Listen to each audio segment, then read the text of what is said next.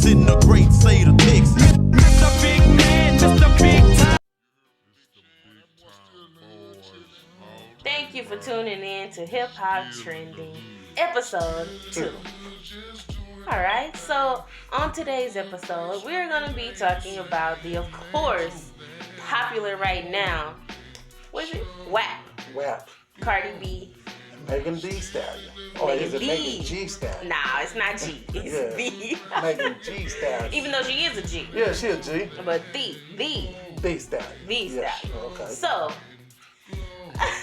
coming from a dad's perspective, coming from a dude perspective, what did you think about the video? Okay, that's an open-ended question because from a dude perspective, I'm all right with it. I was cool. I thought it was a great video. I'm disgusted. Great visuals. What dude is gonna be happy with skinny clothes, women, half naked, saying some twerking, suggestive words. Yeah, snakes coming out real their mouth. Real suggestive. Pasties. I mean, come on, man. As a guy, man, I barely could not cover my eyes. I was covering my eyes the whole time. I didn't want to watch it. Whoa, you didn't want to watch it. I peeked over my eyes with my hand a little bit, but hey. They spent all that money. I figured I got to at least give them a view or two. Okay. I guess, a view or two. Even though I heard him watching it the other day. I heard him watching it in the living room. I was doing research. That is absolutely research. I personally thought the video was nice.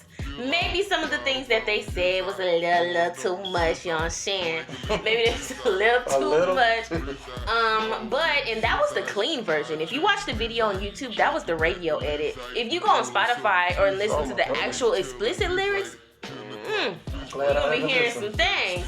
But, when it comes to explicit lyrics, they have always said, suggestive things in songs. Even y'all old songs, they was like that. That's true. But when you think of Cardi B, what is her biggest song? Bodak Yellow. Yeah. It wasn't that suggestive or that raw. She was telling a story. Okay. And we all gravitated to it. Everybody liked it. It put her on the map. And it was a good song. What's popping? It was good. Even the ring, she ain't being all like that. And them songs jamming. Some of the stories real life stories are more than any dirty words, any just watching naked women. That's real. Everybody can relate because everybody got a story. Yeah. And when somebody tell theirs, you just put a little piece of yours in there. You be like, she was telling my story and I didn't even know it. See, he trying to play for the podcast, y'all, because every single time we are talking, he always be like, oh, that's that new stuff. Always got them, all the vulgar words. Back in the day, we used to just keep it innuendo. We never used to say it vulgar like that. When I have receipts.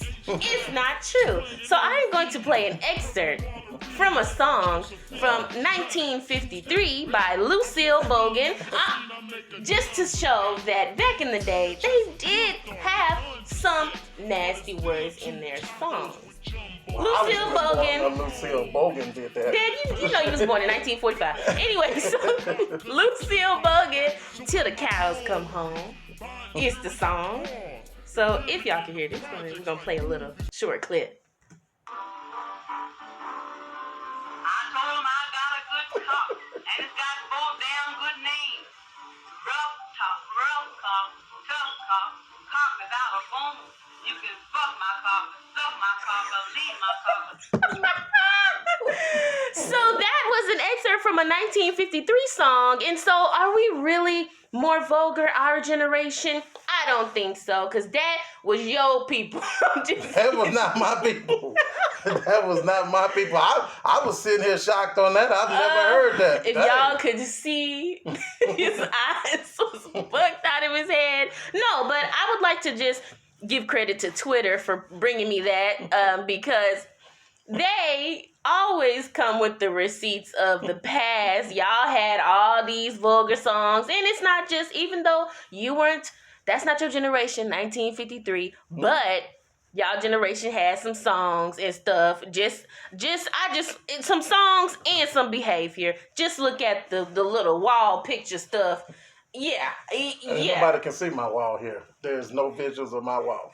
Not here, but if you know Big Time Records, you know the wall with the pictures. What's that called? Like Freaknik back in the day or something? You into that? I never attended. No. Any of them beach parties? Um, Booty club? I thought they was PG when you go to the beach party. It was just people with clothes walking up and down the street. Oh, okay. Yeah. Well, anyway, back to the WAP song. That song, that beat though. The beat was hard. The beat was hard. Like, what?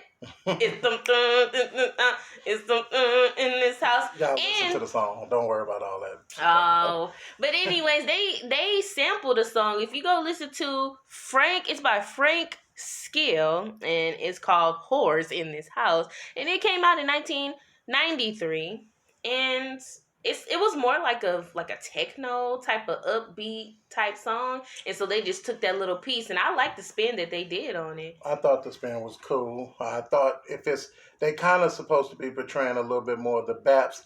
They could have did a few more of those outrageous hairstyles. That might but otherwise the visual was great. Yeah, the color definitely. was beautiful. I thought the photographer, the director, whoever shot it, I thought it was a really stunning video. It was cool. Yeah, and then I recently just saw that on Twitter. She said she's gonna show the behind the scenes. She was at a whiteboard, and she was like, "Okay, y'all, the first thing we're gonna do my verse, then Megan gonna do her verse, then we're gonna go back into choreography. We're gonna be in the water." She helped to direct that whole thing, so it was a lot of it incorporated some of her ideas. So I think Cardi? Cardi's a lot of Cardi's ideas, and I think that was pretty cool. Do you think it was a good song for Cardi as her comeback song? Since she's been away kind of a while, you know. I think as far as a great collab to come back with, yes. Was it a super hard song for Cardi to go on? I mean, it was cool. Like, I think it's a nice, good summer anthem for the ladies or whatever to get them hype in the club, even though we don't have no club because it's the Rona. But I think it's a good hype twerk song, you know, and then plus Megan is hard, Megan is popular, so she's going to bring in some of Megan's people to Cardi, and, you know, I think it was a good popping song. But if you've ever heard Get Up 10 by Cardi B, that's a hard song. She's talking about, you know, her story and everything, like, you know, people's knocking her down, she get up 10 times, and that was a hard song. That's a hard Cardi song. I think that's what I like myself. Yeah. But I do think, like I said before, Megan is the hardest female out. I think if you listen to the verses, Megan is going harder. She's rapping harder. Like she's more of a harder rapper than Cardi. But, you know, together, I don't think they played off each other as good as they could have, but it was good. It was cool. It's a cool little song. Yeah, it's definitely a cool song. I think that, you know, Megan did her thing for sure. Yeah.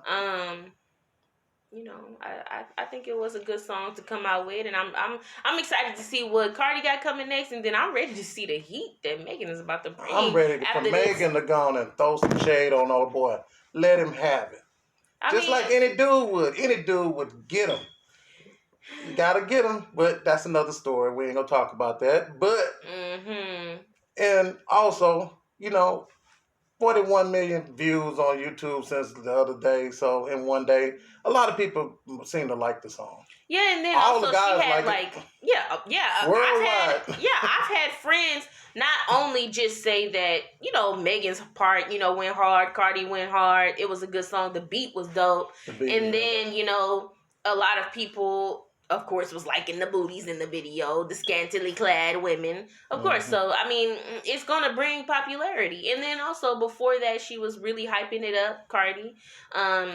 She was hyping up the song. The dude whose song they sampled, he was hyping it up on Twitter. Should make his payday too. Yeah, absolutely. And then she had opened like a WAP store. And like, I actually was going to get, like, you can buy the vinyl. Whatever, you can buy the vinyl, and it was like, you know, platinum edition, gold edition, and all that stuff. It was really nice. It was really nice. We need to get one of those for the collection. I started to get one, but I was like, nah. Cause that shipping was like $6.99, and I don't like that. Man. It was $10.99, but the shipping was $6.99. I was like, ooh. That's worth $16. Cause guess what? You buy that 16 a day. Who knows if as soon as it's out of print, it doubles and triples. Yeah. Wax is a collectible item. You just gotta have it in your collection. Yeah. Especially if it's colored. And it was colored. It was colored. Oh, you know yeah, the little picture with their tongue out and stuff. That was the cover, and then the album. I mean, the actual vinyl record was either silver, clear, white, pink, or gold. So okay, it was pretty cool. Yeah, we're gonna have to order that. Yeah. Any final words on the Wet and Gush? The what? Oh, the Wet and Gush. Oh, man. It's a great song. Y'all check it out. Give it a stream. Stream it all the way. Let them get all their money. And I hope that Cardi's album does what it's supposed to do. And she gives me a little bit more, not as sexual songs, but real songs. Let me feel some pain. I think she's gonna come out with some heat though too, because she has it in her. She has it. What? She gonna tell us how Offset cheated? What you said?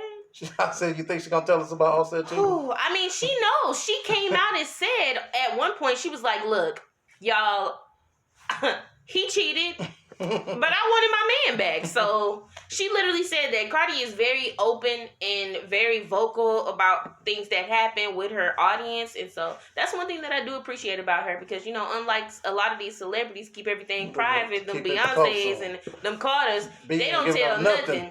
Yeah, Rihanna's a little crypt keeper too sometimes, but, you know, she's a little bit more fun-loving and open too as well. Everybody can't be an open book. It's hard. Absolutely. Because they're going to use it against you. Even like the people who's going against Megan for doing a song with Cardi after she did a song with Nicki.